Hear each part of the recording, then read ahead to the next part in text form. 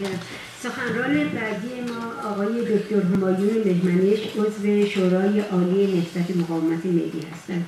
آقای دکتر بفرمایید. هیچ ملتی در هیچ برهه‌ای از زبان به جایی نرسیده جز با امید و پشتکار.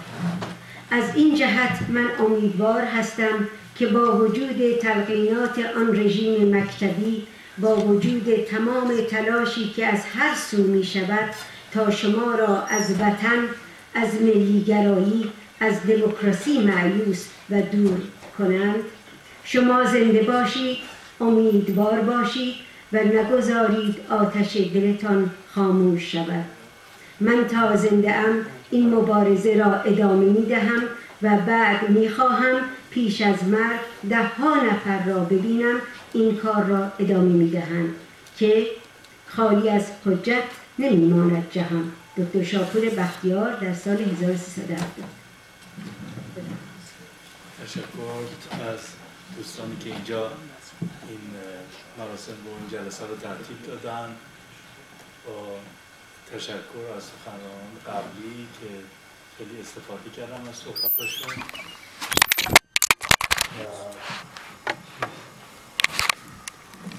یاد دکتر شاپور بختیار که دوران 37 روز حکومت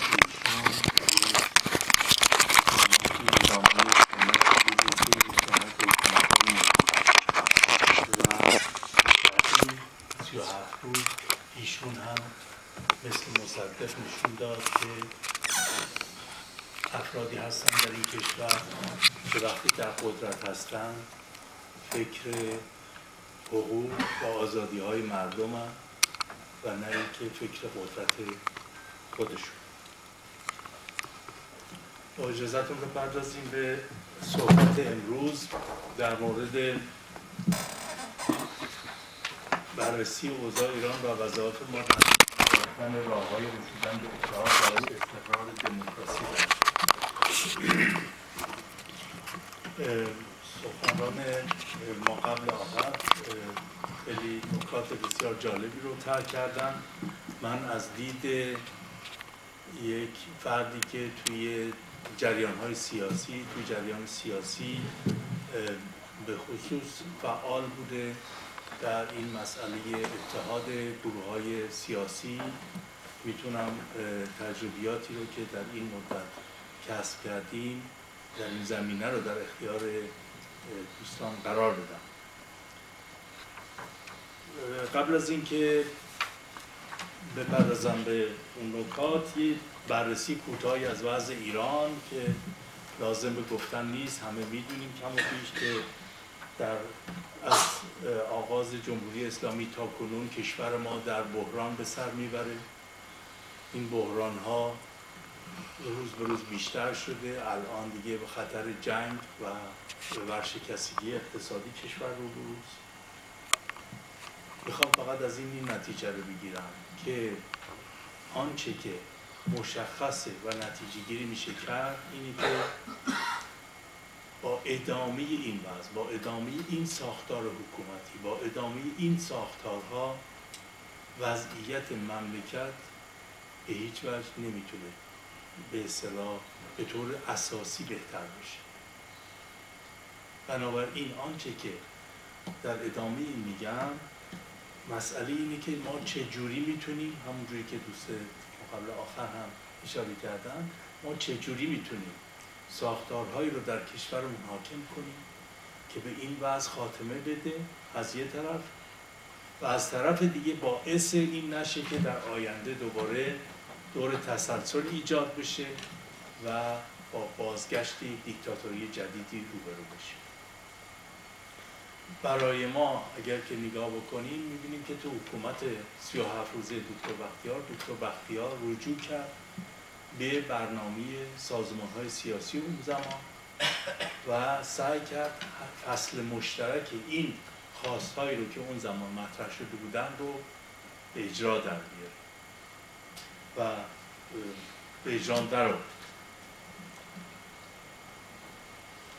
اصلی مشکل اساسی جامعه ایران میخوام نتیجه گیری کنم که مسئله دموکراسی، یعنی ما اگر بتونیم مسئله احترام به حقوق و آزادی‌های همدیگه، احترام به رأی همدیگه، احترام به حقوق انسانی همدیگه رو در رعایت بکنی، این به معنی اساسی دموکراسیه، اون وقت ما تونستیم که این مشکلات رو برطرف کنیم. دموکراسی هم واقعیت اینه که همونجوری که قبلا هم باز اشاره شد توسط افراد به تنهایی نیست، بلکه دموکراسی زمانی ممکن میشه که احزاب و تشکل‌های سیاسی توی کشور اداره کشور رو به دست میگیرن. احزاب و تشکل‌های سیاسی دموکرات البته. بنابراین دموکراسی یک امریه که با مبارزه و با فعالیت احزاب و تشکل‌های سیاسی حکومت‌های فردی یا حکومت‌های فرد محوری مسلماً با دموکراسی خانایی ندارن. بنابراین ما باید کوشش بکنیم که احزاب و تشکل‌هایی داشته باشیم که برنامه روشنی داشته باشن و بدونن که چه خاصی دارن. یعنی کوشش ما باید برای این قرار بگیره که همونجور که دوستان اشاره کردن برنامه روشنی داشته باشیم که میخوایم چیکار بکنیم و چه اهدافی داریم، چه جوری میخوایم اون دموکراسی رو که میگیم رو تحقق ببخشیم. و به احزاب و تشکل‌های برنامه محور احتیاج داریم، نه فرد محور، نه کسانی که بیان دنبال یه نفر فرد فلان و بعد از اینکه اون فرد خدای نکرده از بین رفت یا نبود اون وقت باز به مشکل بربخورن. بنابراین برنامه محوری الان ممکنه. دنیای امروز، تشکل‌های سیاسی دنیای امروز ایجاب میکنن که یک سری احزاب و تشکل‌های برنامه محوری در فعال باشن در سطح کشور. و به چی احتیاج داریم؟ به یک نیروی واقعی احتیاج داریم، نه نمایش، نه کارهای نمایشی، نه فقط حرکت‌هایی که در واقع محتوای اضافه نمی‌کنه، به نیروی ما اضافه نمی‌کنه.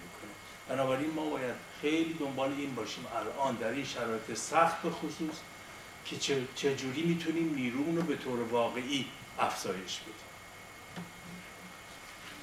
در مورد تجربیات خودم بگم در مورد اتحاد. اولین خب جبهه ملی همیشه من از قبل از اینم که توی نهضت مقاومت ملی شروع به فعالیت بکنم در جبهه ملی فعالیت داشتم. جبهه ملی همیشه محل اتحاد احزاب و گروه‌ها و تشکل‌های سیاسی بود. این از این.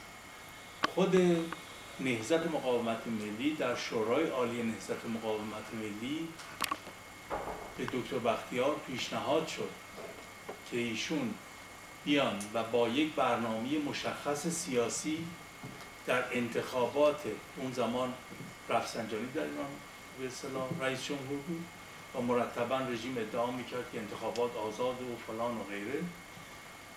دکتر بختیار پیشنهاد شد که ایشون با یک برنامه مشخص سیاسی در انتخابات ریاست جمهوری ایران شرکت بکنه و ایشون هم پذیرفت این پیشنهاد رو در شورای عالی و قرار شد که با این برنامه کوشش بشه با گروه‌های دیگر اپوزیسیون هم صحبت بشه و توافق اونها جلب بشه، چون همگی خواهان شرایطی بودن که در ایران آزادی باشه، بتونن به فعالیتشون ادامه بدن و این کار این اولین کوششی بود که یعنی اولین باری بود که مسئله اتحاد مطرح شد. قبل از اون هم باز ما دائما با دوستان گروه‌های دیگه در ارتباط بودیم، جمهوری خواهان و غیره در ارتباط بودیم و صحبت می‌کردیم که چجوری میتونیم نزدیکی ایجاد کنیم.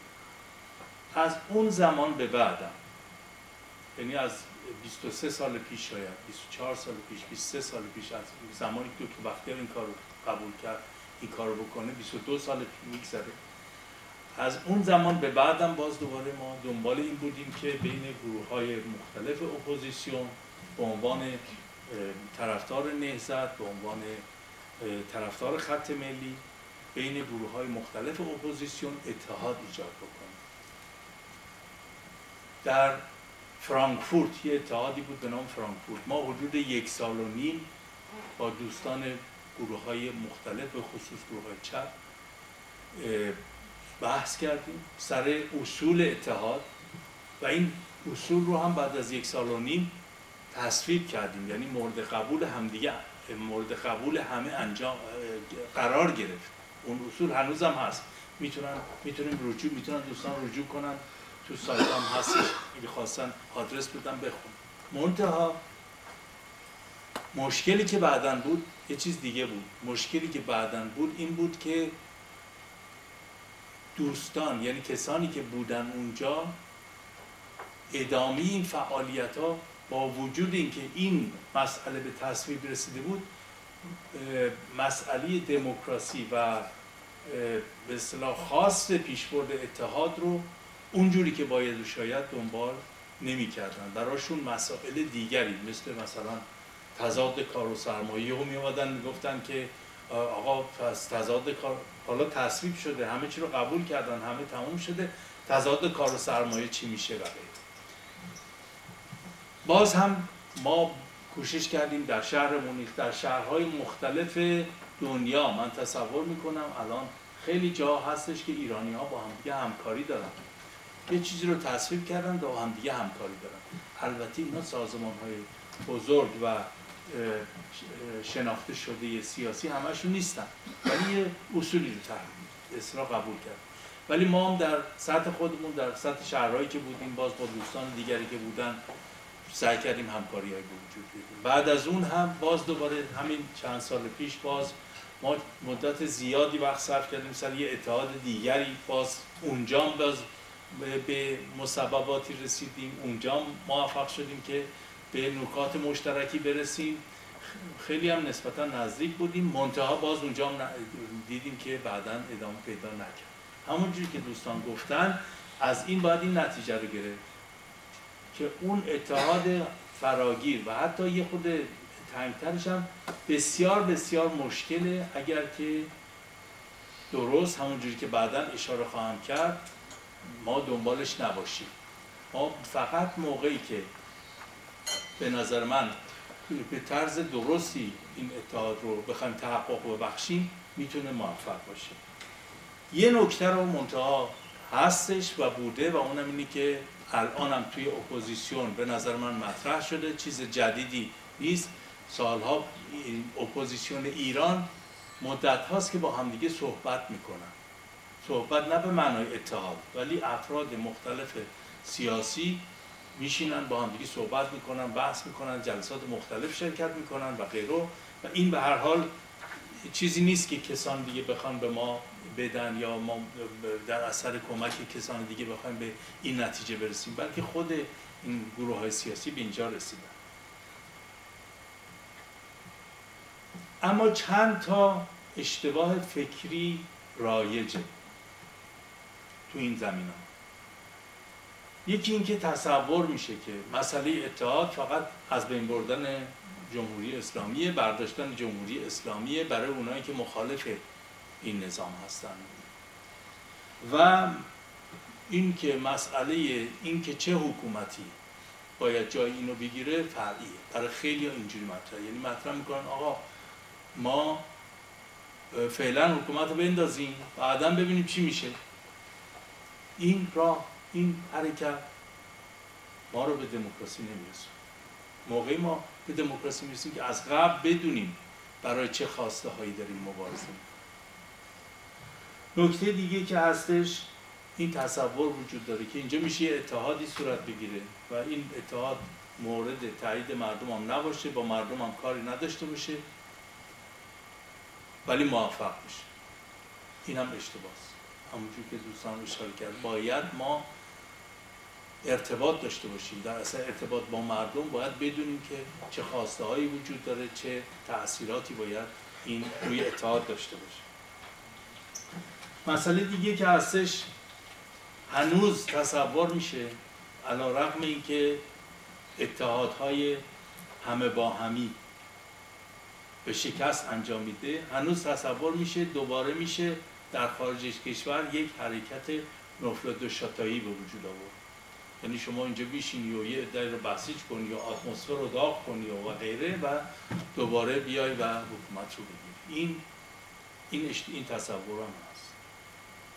و سوم این که به هر حال آخر این که باز این تفکر هم هست که یه رفراندوم میکنیم بعد از اینکه مثلا رژیم افتاده اینا، یه رفراندوم میشه، بعد مردم میگن آقا چی میخوان و بعد دیگه تموم میشه میره.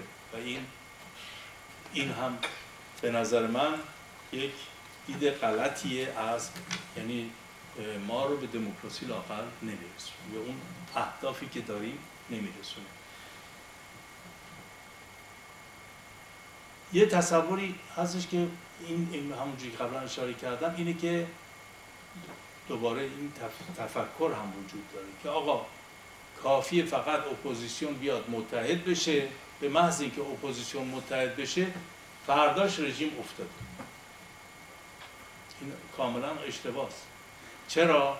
چون اگر اتحادی هم به وجود بیاد، این اتحاد باید سالها، ماهها، مدتهای زیادی کار بکنه، فعالیت بکنه تا اینکه باعث این بشه که در دموکراسی در ایران حاکم بشه. مسئله انداختن رژیم یه چیز دیگه است، مسئله دموکراسی حاکم کردن دموکراسی یه چیز دیگه است.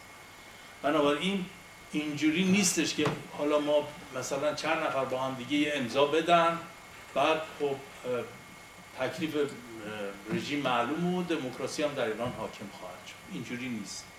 بلکه اینجوری باید دید که اتحادی که انجام میگیره اتفاقاً باید طوری انجام بگیره که نتیجه بده. تجربیات منفی رو من در مورد اتحاد گفتم. یه تجربه مثبت هم داشتیم در از این مدت. حالا یه دونه بیشتر هم داشتیم. ما جاهای دیگه هم گروه‌های به اصطلاح اتحاد بود، اختلاف بود، اتحادایی به وجود آورد. منتها یه دونه کاملا مشخص بود و اونم اتحادی بود که ملیون، یعنی یه بخشی از ملیون در سال 2005 بر اساس اصول فکری که داشتن در جبهه ملی و غیره اینها به توافق رسیدن. طرفداران نهضت ملی توش، نهضت مقاومت ملی بودن، طرفداران جبهه ملی بودن. این اتحاد به نتیجه رسید و تونستن این جمع، بعداً هم اسمش شد سازمان‌های جبهه ملی ایران در خارج از کشور. این اتحاد موفق بود و بعد از اون هم تونست کار بکنه. الان هم 3 تا 4 تا کنگره داشته، موفق بوده، نماینده هاشو انتخاب کرده، اعضای شورای عالی داره و داره کار میکنه. یک نکته بسیار بسیار مهم اینه که در مورد مسئله انقلاب، به هر حال اونجا مسئله انقلاب رو خیلی سرش فاکتور نمیشه گفت گرفته شده، ولی هم نظری وجود داره که بلافاصله بعد از انقلاب در ایران اوضاعی که حاکم شده این مورد نظر هیچ کدوم از ما نبوده.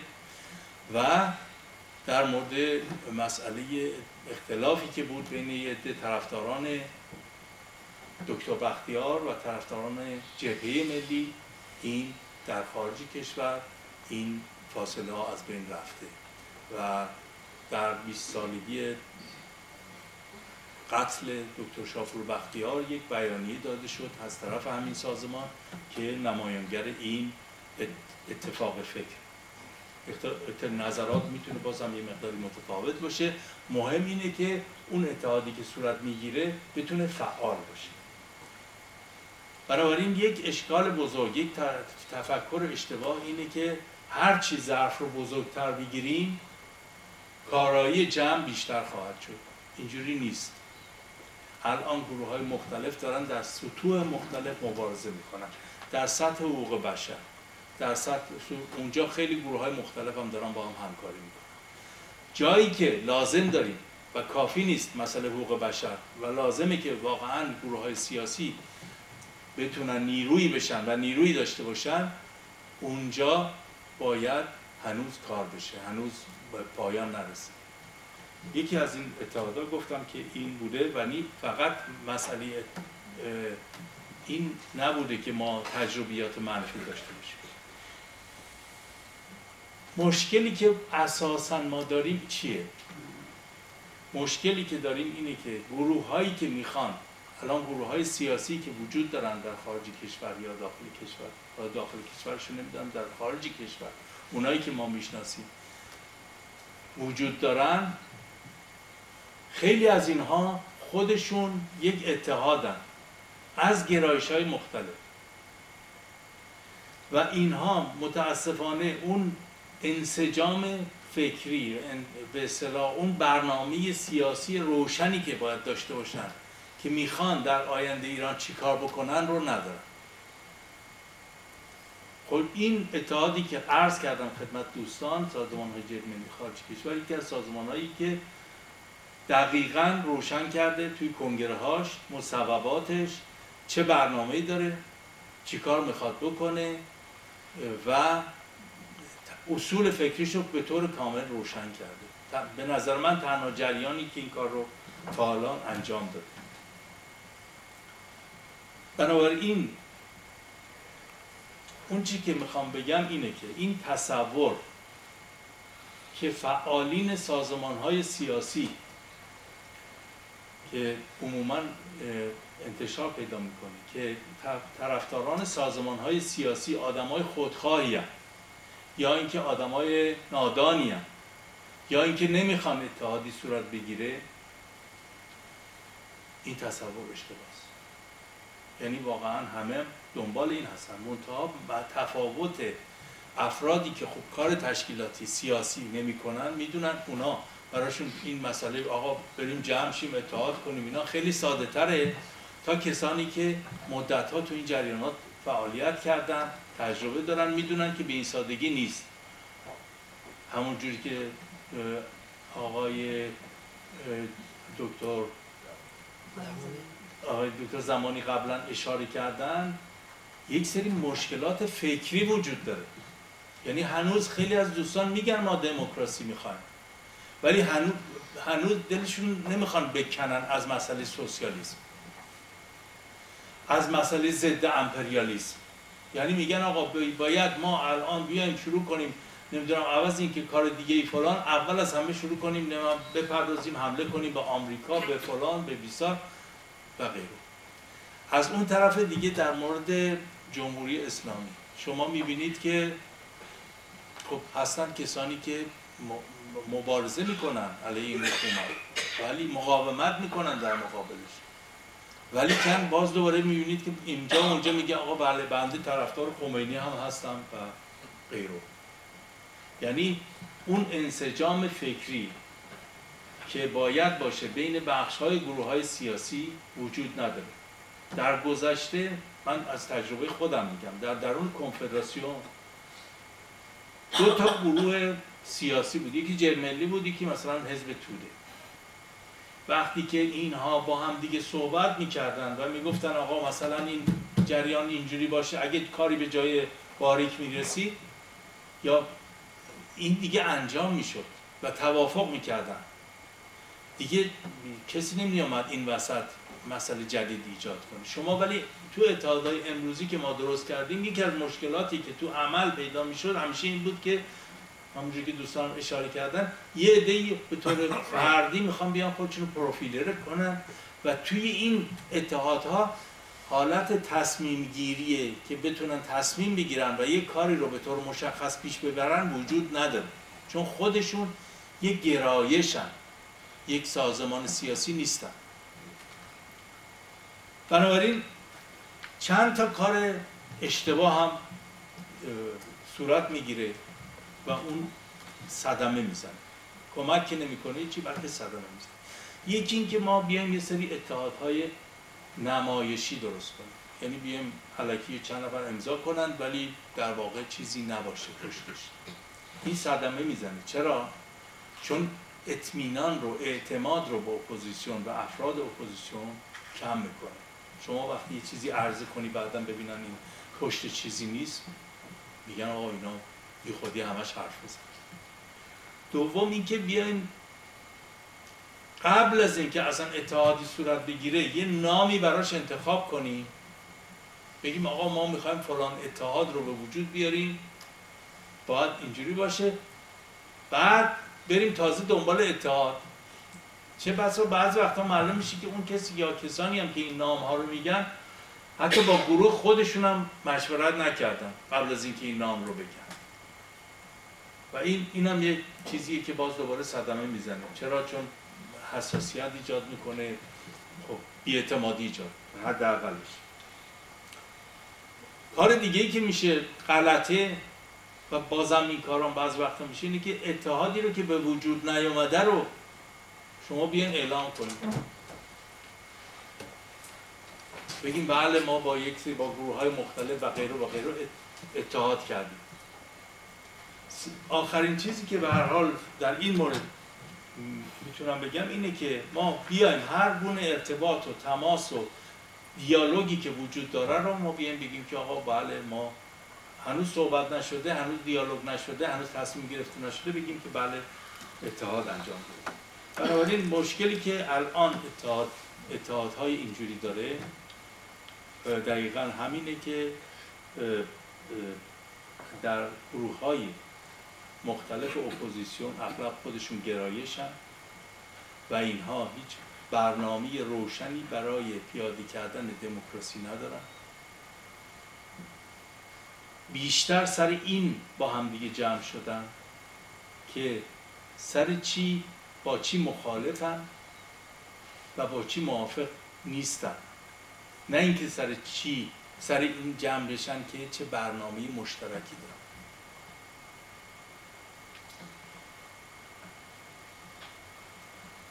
مشکلی دیگه‌ای که هستش اینه که حرف و عمل بخش‌هایی با هم دیگه نمیخونه. شما میرید میگید طرفدار بریم بیشین مثلا در مورد دموکراسی صحبت بکنیم، ببینیم که چجوری میتونیم دموکراسی رو پیاده کنیم در ایران. بعد در بین این جریان یهو متوجه میشین که طرف همون مثلا یا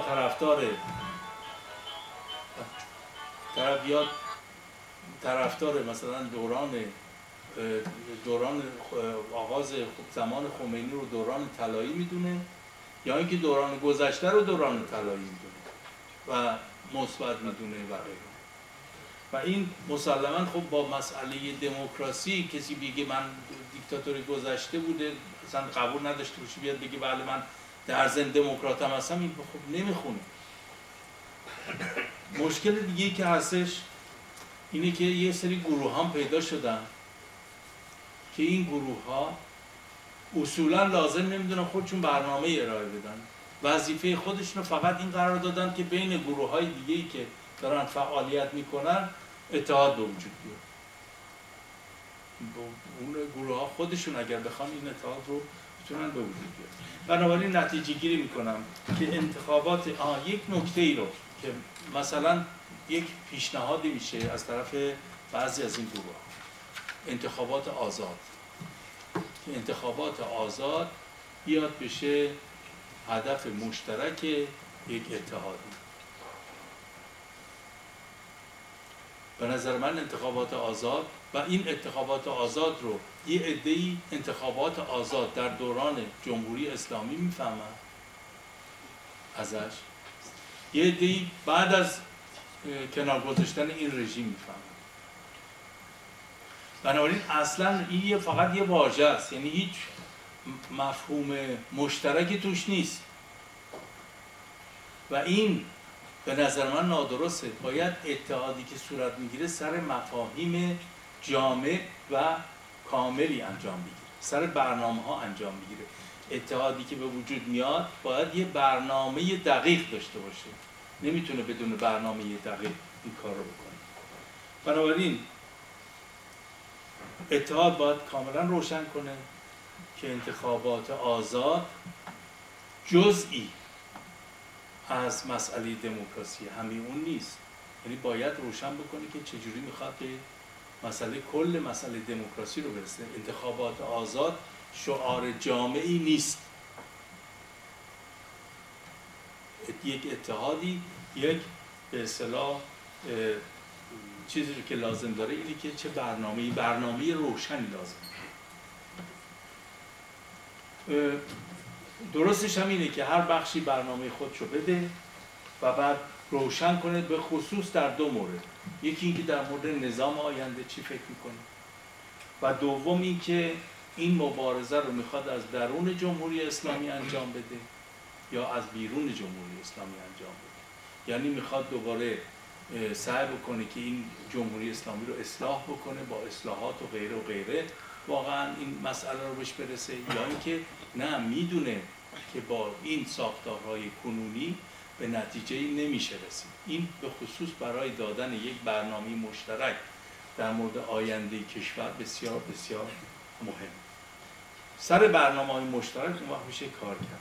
اینی که ما اعتقاد داریم، اینه به نظر من اون چیزی که کشور لازم داره یک حکومت ملیه، حکومت ملی که حافظ حقوق آزادی‌های همه مردم باشه، قوای مملکت از همدیگه جدا باشن، همونجوری که دوستان اشاره کردن در مورد اقوام ایرانی، همون قبلا هم باز گفته شد، مسئله اقوام ایرانی راه حل اولیه مشکلات جامعه ایران دموکراسیه.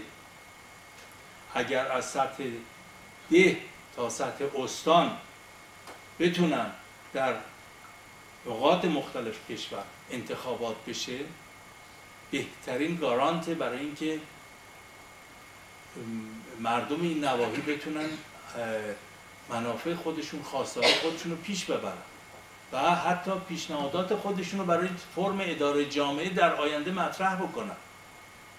اگر این نباشه، اگر دموکراسی نباشه، اون وقت هر حاکمی، هر کسی که بیاد اونجا یه منطقه رو داشته باشه، حتی میتونه بزرگترین زورها رو بگه، کما اینکه الان در عراق، کردستان عراق شاهدیم که اونجا چه بلایی سر مخالفین الان دارن در میاد.